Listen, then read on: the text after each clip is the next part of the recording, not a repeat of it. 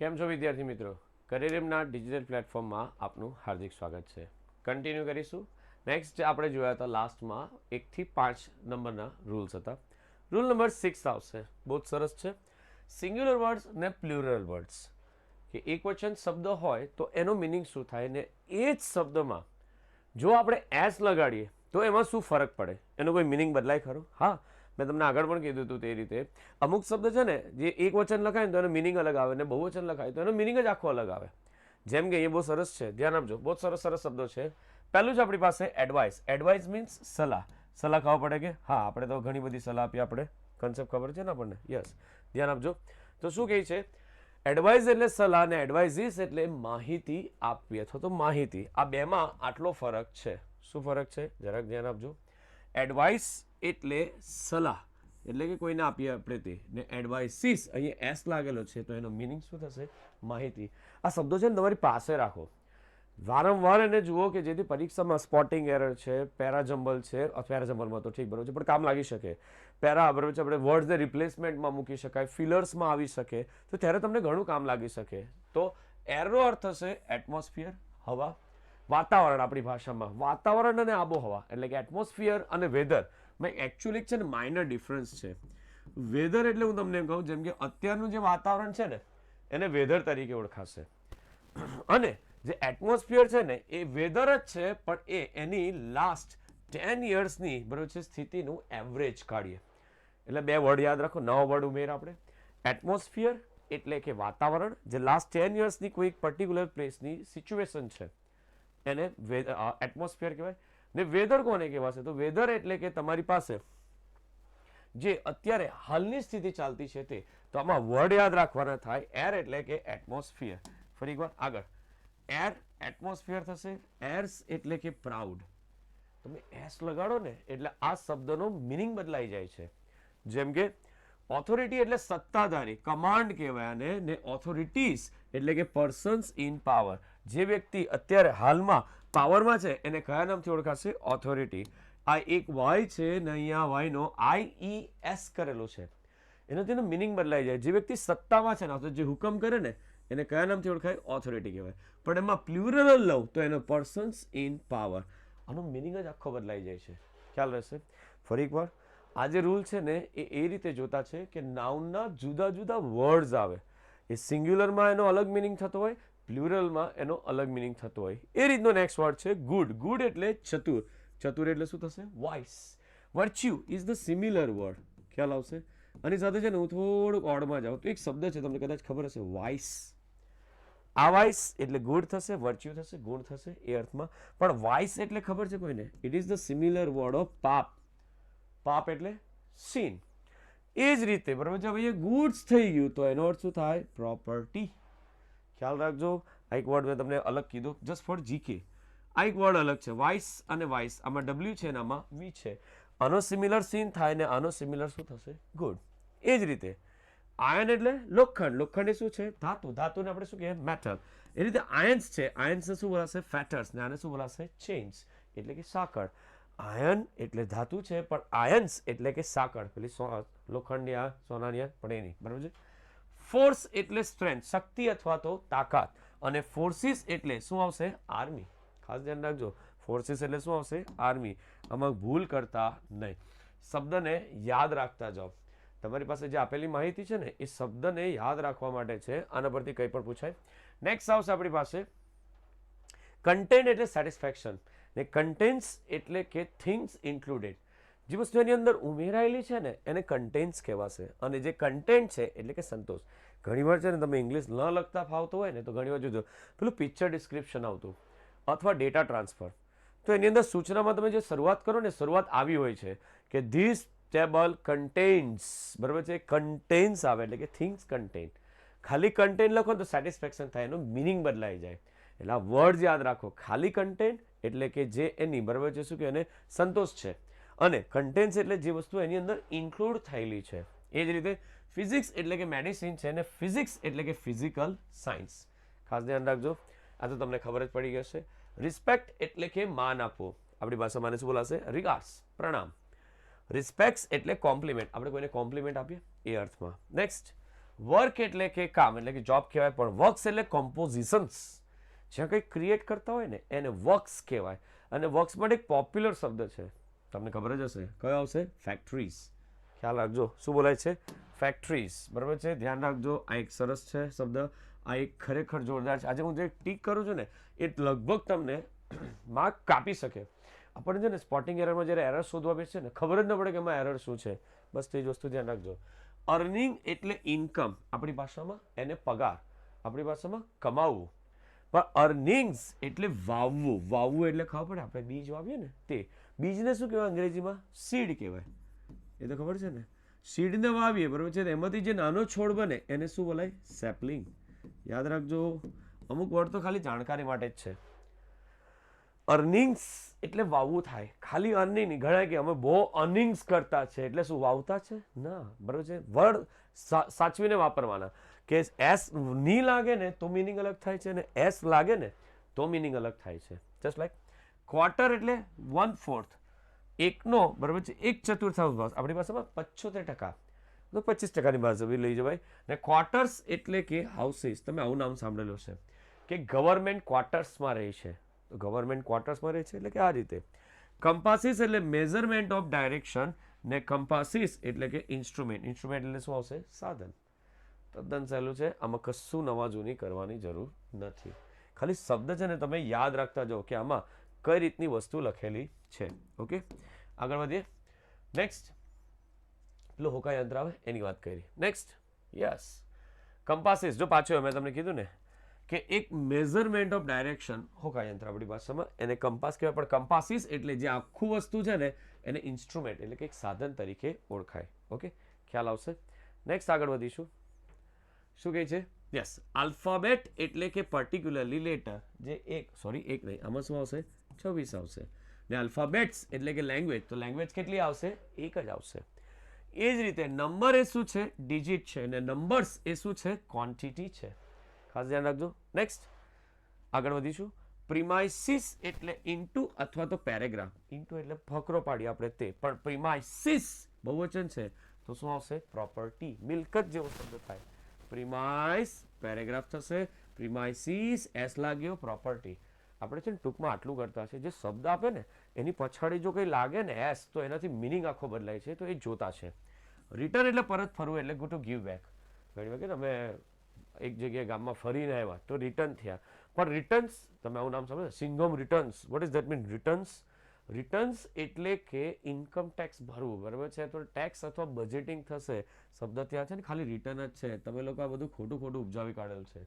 કેવું લાગે? સિંઘમ કરવેરો ભરે છે. ના ભાઈ, અહીંયા આવે રિટર્ન્સ વાળું નહીં. બોલતા તમે બોલી જાઓ પણ એનો મિનિંગ બહુ ઓડ થાય. ખ્યાલ આવે? ખાલી શું લખીશું? રિટર્ન. એ જ રીતે ઇફેક્ટ એટલે શું થશે? ઇમ્પેક્ટ. ને ઇફેક્ટ્સ એટલે શું થશે? ટૂલ્સ એટલે કે સાધન. કન્સેપ્ટ ખ્યાલ આવે છે? ખાસ ધ્યાન રાખજો, આ પણ શબ્દ ઘણો કામનો છે. અહીંયા એસ નથી, અહીંયા એસ છે. એસ વગરનો મિનિંગ થાય ઇમ્પેક્ટ, ને એસ વાળો મિનિંગ શું થશે? ટૂલ્સ. શબ્દ છે ને ખાસ યાદ રાખતા જો, આ બધી વસ્તુ ખૂબ અગત્યની છે. નેક્સ્ટ આવશે આપણી પાસે છેલ્લું. આ વર્ડ્સ છેલ્લા છે. હવે આમાં જે એસ લાગે ને, હવે એકચ્યુઅલી આનું લિસ્ટ તો બહુ લાંબુ છે, પણ આપણે છે ને આટલા શબ્દથી માહિતી મેળવીશું કે જેથી આપણે થોડોક અંદાજ આવી જાય ને કામ લાગે. તે જ છે. સેન્ડ એટલે કે સ્મોલ પાર્ટિકલ્સ ઓફ સ્ટોન છે, રેતીનો નાનો કણ એટલે કે સેન્ડ કહેવાય. પણ સેન્ડ્સ એટલે ડેઝર્ટ. ડેઝર્ટ એટલે કે રણ. વોટર એટલે કે એક્વા, પાણી કહેવાય આપણી ભાષામાં. પણ વોટર્સ એટલે કે બહુ છે ને એવું તો સી, દરિયો. Ocean is the similar word. Veg એટલે કે લેબર, ને વેજીસ એટલે કે પનિશમેન્ટ, શિક્ષા કરવી. એ જ રીતે વુડ એટલે લાકડું. લાકડાને બે અર્થ થાય. લોગ, પેલો લાંબો ટુકડો આવે મોટો, એને લોગ કહેવાય, અથવા તો ટિમ્બર. ને વુડ્સ એટલે કે જંગલ. ગ્રાઉન્ડ એટલે કે ફિલ્ડ થશે, ને ગ્રાઉન્ડ્સ એટલે કે શું થશે? રીઝન્સ એટલે કે કારણ. There is no ground here to give you justification. એવું કોઈ કારણ જ નથી કે તમને જસ્ટિફિકેશન આપીએ. ખ્યાલ આવે? સાદી ભાષામાં આ વર્ડ્સ છે ને તમે જોશો ને અને યાદ રાખશો ને, તો જ્યારે આવશે ને ત્યારે તમને ખબર જ પડી જશે કે આમાં આ ભૂલ છે. ખ્યાલ આવશે? આગળ વધીએ. તો હવે આમાં એરર આવે તો કેવી આવે? બરાબર જોજો. પહેલું છે, આપણે જરાક જોઈ લે. હું પહેલા ડાયરેક્ટ જ મૂકી દઉં છું. યસ, 3 એક સાથે. જો પહેલી શું કહે છે? Air is necessary four human life. ખાલી હવા જ કીધું છે, બરાબર છે, મનુષ્યના જીવન માટે આ જરૂરી છે. બીજું, it is bad to put on airs. અભિમાન રાખવું ને એ બહુ સારી બાબત ના કહેવાય. કેવું લાગ્યું? ખબર પડી? હવા રાખવી એવું નહીં. આપણે ગુજરાતી ભાષામાં બી એવું છે, જોયું છે કે આ ભાઈમાં તો કેટલી બધી બરાબર છે, શું કે હવા ભરેલી છે. આપણી ભાષામાં કે અભિમાન ઈયતમાં પેલી હવા નહીં. શું કહે છે? Air is necessary four human life. માનવીય જરૂરિયાત માટે અથવા માનવ જીવન માટે શું જરૂરી છે? હવા. અહીંયા એર્સ લખીને આપશે પરીક્ષામાં તમને. એ જ રીતનું it is bad to put on airs, કે તમારી અંદર હોય ને બરાબર છે શું? હવા નહીં, અભિમાન. તે ખોટું છે. આનો સિમિલર મિનિંગ આપણે હમણાં જ લખ્યો હતો. કયો હતો? પ્રાઉડ. ને આનો અર્થ શું લખેલો હતો આપણે? એટમોસ્ફિયર. ખ્યાલ રહેશે, ધ્યાન રાખજો. I have eaten 1/4 of the cake. મેં કેકનો પોણો ભાગ ખાઈ ગયો. બરાબર છે? અહીંયા ક્વાર્ટર્સ નહીં લખાય. તો તમને એરર આ જ આપશે. જ્યાં લગાડવાનું છે ને ત્યાં નહીં લગાડે, ને જ્યાં લગાડવાનું છે બરોબર છે ત્યાં તો કરે જ નહીં. બરોબર કે બલતું બલતું જ કરે. I live in the government quarters. Quarter stands for house. અમે સરકારી મકાનોમાં રહીએ છીએ. ખ્યાલ આવશે? શબ્દ બધા એકવાર પાછું બરોબર છે રિપીટ કરીને જોઈ લેજો. આ વિડીયો ખરેખર ખૂબ અગત્યનો થાય છે. Next, people are often confuse or they commit a mistakes of the use of the certain words. તમે છે ને અત્યાર સુધી જે ઇંગ્લિશ ભાષા શીખા છો ને એમાં ઘણા વર્ડ એવા છે કે જે તમારે એકચ્યુઅલી બરાબર છે જે શીખવા જવા હતા તો ઓરિજિનલ વર્ડ હતા તે નથી જ શીખા. એની જગ્યાએ ખોટા વર્ડ તમે શીખીને બેસેલા છો. જસ્ટ લાઈક પહેલું છે આપણી પાસે ધેર આર 20 કેન્ડિડેટ્સ ફોર લેક્ચરશીપ, અને બીજું છે ધેર આર 20 કેન્ડિડેટ્સ ફોર લેક્ચરશીપ. તમે અંદર જોઈ શકો છો કે આમાં એક સાચું છે ને એક ખોટું છે, પણ ઓરિજિનલ વર્ડ શું છે? Lecturership is wrong but lectureship is correct. આ આખા રૂલનો છે ને એક જ તાક છે. એક ખોટો છે અને એક સાચો છે. ખોટો છે તે તમને ખબર છે કારણ કે ખોટો છે, અને સાચો શીખવાનો છે જે આપણે પરીક્ષા માટે સુધારવાનો છે. એટલે શબ્દ યાદ રાખજો. આમાં લેક્ચરરશીપ ખોટું છે, લેક્ચરશીપ સાચું છે. આ શબ્દ મગજમાં ફિટ કરતા જાઓ. મારી સાથે યાદ રાખતા જાઓ કે lectureship is the correct one. There are 20 candidates for lecturership. ખોટું છે. There are lectureship. It is the correct. ખ્યાલ આવશે? નેક્સ્ટ, આ રૂલમાં બીજું છે. આ એ હતો. બીજું શું કહે છે? જોજો. Freeship is wrong but free studentship is correct. બરાબર છે? ધ્યાન રાખજો. Ramesh has applied for freeship. ખોટું છે. આવું નહીં આવે. આની જગ્યાએ Ramesh has applied for free studentship. ખ્યાલ આવે? હવે પેલા ગણે છે ને એટલે ફ્રી શીટ મળી એવું નહીં. ફ્રી સ્ટુડન્ટશીપ કહેવાય, શીટ પણ નહીં કહેવાય. બરાબર છે? એને શીટ કહેવાશે. તો પહેલો શબ્દ કયો હતો આપણી પાસે? યાદ રાખ્યું તમે લોકોએ? લેક્ચરશીપ. બીજો ફ્રી સ્ટુડન્ટશીપ. ત્રીજું શબ્દ યાદ રાખજો. શું કહે છે? બોર્ડિંગ ઇઝ રોંગ પણ બોર્ડિંગ હાઉસ ઇઝ કરેક્ટ. તમારામાંથી ઘણાના મા બાપ એવા છે ખબર ધમકી આપે સીધો રહે ભણની તો બરોબર છે તને બોર્ડિંગમાં મૂકી આવવા. તો એ અડધી છે, ખોટી તમને ધમકી આપેલી છે. સાચી ધમકી શું છે? Boarding house is the correct one. ખ્યાલ રાખજો. શું સાચું છે? Boarding house. જો કહે છે જો મોહન લીવ્સ ક્યાં રહે છે? In a boarding. બોર્ડિંગમાં રહે, ખોટું. આની જગ્યાએ ઓરિજિનલ શબ્દ boarding. Mohan lives in a boarding house. This is the correct.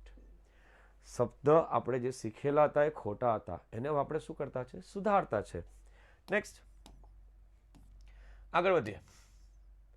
Family members is wrong. ઘણી વાર કહે ને અમારો ફેમિલી મેમ્બર છે. ખોટું. એ નહીં. Members of the family is the correct one. ખ્યાલ રાખજો. Vivek and Ramesh are my family members. Vivek and Ramesh are the members of the family. ખાસ ધ્યાન રાખજો. શું કીધું છે? Family members. ખોટું છે. Members of the family. આમાં બી છે ને એસ નહીં લગી આપે, તે બી ભૂલ છે. ધ્યાન રાખજો. વર્ડ્સ છે ને પરફેક્ટ કરતા જાઓ. આપણે છે ને જે કરવા માંગીએ છીએ ને આ વસ્તુ છે કે તમારી પાસે જેટલી માહિતી પરફેક્ટ હશે ને તો ઇનપરફેક્ટ જે હશે ને તે ઓળખી જ કાઢીશું. એક્ઝામ કરવાની બેસ્ટ વસ્તુ આપણો બેઝ તૈયાર કરતા છે. આપણે આ બધા રૂલ્સ ને બધું શીખતા છે ને એનાથી બેઝ તૈયાર કરતા છે. એકવાર જો બેઝ બરાબર થઈ જશે ને તો જે નવું હશે ને તે ખાલી કેચ જ કરવાનું છે ને આપણે બધું જ અંદર કરવાના છે. આ કોર્સ એ રીતે જ સ્ટ્રક્ચર આખો ડિઝાઇન કરેલો છે. ઓકે, નેક્સ્ટ આવશે English teacher is wrong. Okay sir, અમે તમને અત્યાર સુધી ઇંગ્લિશ ટીચર જ કહેતા હતા. કમ્પ્લીટ ખોટું છે. શું બોલાશે? Teacher of English. યાદ રાખજો. શું છે શબ્દ સાચો? જસ્ટ લાઈક આવો એક બીજો એક શબ્દ કરી શકાય છે. Teacher of maths, teacher of science, teacher of physics, કંઈ પણ લઈ શકાય. Doctor Raina is our English teacher છે ને? ખોટું છે. Doctor Raina is our teacher of English. આ ખોટું છે, આ સાચું છે. જો એકચ્યુઅલી એ બી લખું જ છું બાજુમાં, તમે કોઈ જોતું હોય તો. ઓકે, આગળ. નેક્સ્ટ, કઝિન બ્રધર ઓર સિસ્ટર રોંગ. ઘણી વાર તમે બોલો છો અમારી કઝિન સિસ્ટર છે, અમારો કઝિન બ્રધર છે, પણ એકચ્યુઅલી ખોટું છે. સાચું એ છે, ધારો કે તમને એમ કહે ને બરાબર છે, આ મારો કઝિન છે એટલે એમાં બેન અને ભાઈ આવી ગયું, પણ તમે એમ ઇન્ડિકેટ કરો કે અમારો કઝિન બ્રધર છે, મતલબ કે મારો પિતરાઈ ભાઈ છે, કન્સેપ્ટ ખ્યાલ આવે? ખોટી વસ્તુ છે, ખાસ ધ્યાન રાખજો. એટલે ખાલી વર્ડ કયો સાચો થાય? કઝિન. જો કહે છે Gita is my cousin sister, sister લખવાની કોઈ જરૂર નહીં મળે, આમ જ આવી ગયો ગીતા ઇઝ માય કઝિન, એટલે ગીતા છોકરી છે એ જાતેમાં ઇન્ડિકેટ થઈ જ જશે. શેમાં? કઝિનની અંદર. યાદ રાખતા જજો પ્લીઝ, મહેરબાની કરીને. આગળ વધીએ. Room in a compartment or a bench means an unoccupied place. કે એક રૂમ હોય ને એની અંદર જે છે ને બરાબર છે ખાલી જગ્યા, એનો અર્થ બી થાય રૂમ જ થાય. અને એક સિમ્પલ અર્થ કાઢીએ તો વેકન્ટ. વેકન્ટ એટલે કે ખાલી. આના માટે જે ઉદાહરણ બહુ સરસ છે, બરાબર ધ્યાન આપજો. There is a no room in a compartment. કમ્પાર્ટમેન્ટમાં કોઈ રૂમ નથી. કોઈ રૂમ નથી મતલબ એ વેકન્ટ છે, એ ખાલી છે. કરેક્ટ જ છે. There is no room on this bench. આ બેન્ચ છે ને એની ઉપર કોઈ રૂમ નથી. ફરી એકવાર વેકન્ટ જ થાય. રૂમનો અર્થ તમે ઓરડો કરી શકો, પણ રૂમની અંદર પાછો રૂમ એટલે કે વેકન્ટ પ્લેસ. એટલે આ મિનિંગ ક્યાં વપરાય તે ખાસ શબ્દ યાદ રાખજો. શબ્દનું નોલેજ રાખો કે કઈ રીતે વપરાય છે. ઓકે, નેક્સ્ટ આવશે આપણી પાસે બીજું. યસ, અવર્સ, યોર્સ, હર્સ ને ધેર્સ આર કરેક્ટ. એટલે અને છે ને કોઈ દિવસ આની સાથે એક્ઝિસ્ટ કરતા નથી શબ્દ, જેમ કે બરાબર છે આવું કોઈ દિવસ નહીં આવશે. અવર્સ નહીં લખાય. બીજું આવશે શું છે? યોર્સ. આ બી ખોટું. ત્રીજું છે હર્સ. સર અમે લગાડીએ ના, બધા ખોટા. ધેર્સ. આ બધા જે વર્ડ્સ છે બરાબર છે, સોરી THEIRF. આવી રીતના નહીં લખાય. આ બધી જે લખાણની પદ્ધતિ છે ને એ ખોટી છે. આ શબ્દ આમ જ લાગશે, આની અંદર એફોસ્ટ્રોફી લાગતો નથી. રૂલ્સ યાદ રાખજો, ખૂબ સરસ છે. આગળ. This house is hours. જો લખ્યું મેં તમને કીધું ને અવર્સ છે, દેખાયું કે? અને ધીસ હાઉસ ઇઝ અવર્સ. આ સાચું છે, આ ખોટું છે. તમને પરીક્ષામાં છે ને માઇનર ભૂલ આપે કે જેમાં આ વસ્તુ થતી હોય છે. ખ્યાલ આવશે? ઓકે, આગળ વધીએ. નેક્સ્ટ છે not. This same principle applies to yours, hers, theirs. એ ઉપર આવી ગયા, તે જ છે, પણ પ્લુરલ બેઝ પણ હોઈ શકે. Next. Wages means punishment when use in a singular. Wages જો સિંગ્યુલરમાં વપરાય ને તો પનિશમેન્ટ થાય, એટલે કે the wages of sin is there. એ જ રીતે બીજું, wages also means charges of the labour when use in a plural sense. Wages જો બહુવચનમાં આવે ને તો એનો અર્થ શું થઈ જશે? મજૂરી. Just like the wages of daily worker have been raised. અહીંયા વેજીસ જ છે પણ સિંગ્યુલર પ્લુરલ સેન્સમાં લીધું છે બહુવચનને, તો એનો અર્થ લેબર થાય. કઈ રીતે? વેજીસ ઓફ સિન, અહીંયા ઇઝ આવ્યું ને એટલે આનો મિનિંગ શું કાઢ્યો બરાબર છે? આ લોકોએ પનિશમેન્ટ સિંગ્યુલરમાં ગયા, પણ વેજીસને જો આપણે લઈ જઈશું બહુવચનમાં તો એનો મિનિંગ શું કાઢીશું પ્લુરલ સેન્સમાં? લેબર. હું છેલ્લે બોલ્યો ને એ જ શબ્દ યાદ રાખો. પાછું, વેજીસમાં પનિશમેન્ટ થશે જો એ સિંગ્યુલર હશે. વેજીસમાં પ્લુરલ હશે તો હેવ હશે. સર આગળ તમે હમણાં બતાવ્યો શબ્દ, એમાં વેજ અને વેજીસ લખેલું હતું તો એ બરાબર જ છે, પણ આ અંદર નિયમ નાખ્યો કે અહીંયા બંનેમાં વેજીસ જ લખેલા છે, મેં વેજ નથી લખેલા. તો વેજ એટલે કે પનિશમેન્ટ અને વેજીસ એટલે કે લેબર. બરાબર છે? એ અર્થમાં હતું, બરાબર છે? આમ તેમ હતું, પણ બરાબર છે અહીંયા શું છે? વેજીસ જો સિંગ્યુલરમાં હોય ને, સિંગ્યુલરમાં તો એ પનિશમેન્ટ થાય, અને વેજીસ જો પ્લુરલમાં હોય તો એ શું થાય? લેબર. એટલે મારે નોટ્સ બનાવીએ તો સર એક નોટ્સ બનાવી દો તો વધારે કન્ફ્યુઝન દૂર થઈ જાય. આમ લખાશે વેજીસ ઇઝ ઇક્વલ ટુ બરાબર છે શું છે? આ સિંગ્યુલર. સિંગ્યુલર એટલે કેવું કહેવાય? એક વચન. તો અહીંયા તમારી પાસે એનો મિનિંગ શું થશે? પનિશમેન્ટ. હવે અહીંયા વેજીસ જ છે. એ જ રીતે વેજીસ છે કે એને જો હવે પ્લુરલ બેઝમાં જો પ્લુરલ ખબર પડે તો અહીંયા એનો અર્થ શું થશે? ધ લેબર, એટલે કે મજૂરી. બસ તમારે આ નોટ્સ જ બનાવવાની છે, જે હું તમને કહેતો હતો ને કે શું યાદ રાખવા જેવું. આ રૂલમાં બીજું કશું યાદ નહીં રહે તો કંઈ નહીં. નોટ પેન લીધી છે, એમાં અહીંયા પુશ કરીને બરાબર છે આટલું લખી લો ખાલી, બરાબર છે કે આમાં કઈ રીતે દર્શાવેલું છે. ઓકે, યસ, થઈ ગયું. ચાલો આગળ વધીએ. નેક્સ્ટ શું કહે છે? Yes, okay. તો હવે જે રૂલ જોયા ને આપણે એ રીતે પાઠ પાડેલા છે કે જેથી આપણને વધારે સમજ પડે. ફરી પાછું એવું લાગે તો વિડીયોને પાછો પ્લે કરો, પાછું જુઓ ને એકવાર પાછું રિવાઇઝ કરી લો કે આમાં શું કરવા માંગે છે. હવે આના પછીના સેશનમાં આના થોડા અપવાદરૂપ અને થોડાક સરસ નિયમ છે જે આપણે નેક્સ્ટ સેશનમાં જોઈશું. ઓકે, તો મળીએ.